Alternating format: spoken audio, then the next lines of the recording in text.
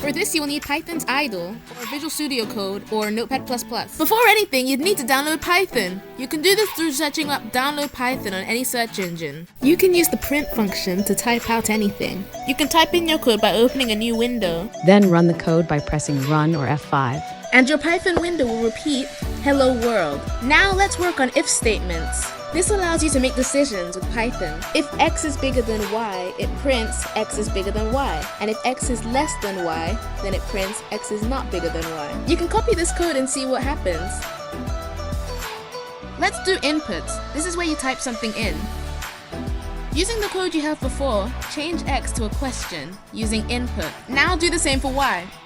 Now run your code and see what happens. I picked the number 7 and 9, and this is what I got. I hope this video was helpful. Please like, share, and subscribe.